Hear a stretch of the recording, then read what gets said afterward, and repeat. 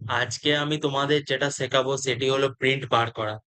আমরা যখন cyber cafe যাই তখন বলি না যে দাদা এই প্রিন্টটা বের করে দিন, তখন ওরা যেভাবে প্রিন্টটা বের করে দেয় আমরা তো তখন জানি না যে কিভাবে বের করে। আমরা শুধু দেখি, এই আমাদের দরকার লাগে।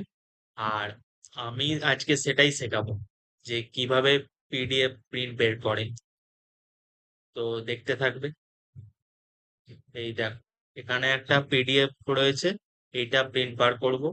এইটা ফার্স্টে খোলার জন্য রাইট ক্লিকে যাবেন, ওপেন উইথ গুগল ক্রমে করতে চাইলে গুগল ক্রম, হোয়াটসঅ্যাপে করতে চাইলে হোয়াটসঅ্যাপ। আমরা এটা গুগল ক্রমে করব। এই যে গুগল ক্রমে খুলে গেল এটা। এইবার যেটা করতে হবে, এই ডান দিকে প্রিন্ট অপশন দেখতে পাচ্ছেন, এই প্রিন্টে মারবেন। প্রিন্টে হয়ে গেল।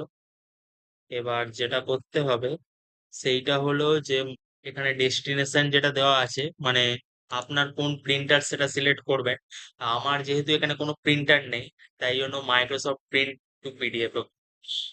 যদি প্রিন্টার থাকতো তাহলে প্রিন্টারের নাম দিতে হতো। আর যদি সব কটা পেজই করতে চান তাহলে সব কটা পেজ।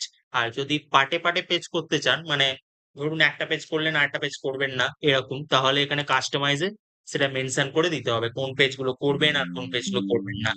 বুঝতে পারলেন? এই আমরা এটা কাস্টমাইজ করব না, আমরা এখানে অল করব। আর এবার যেটা হচ্ছে যে এটা সব সময় A4 সাইজে থাকবে।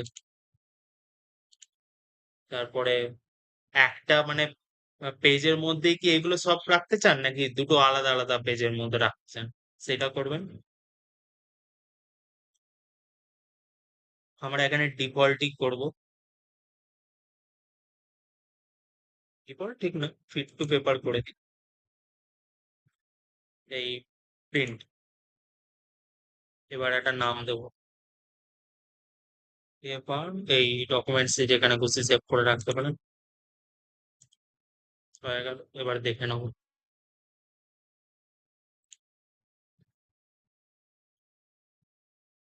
এই যে এবার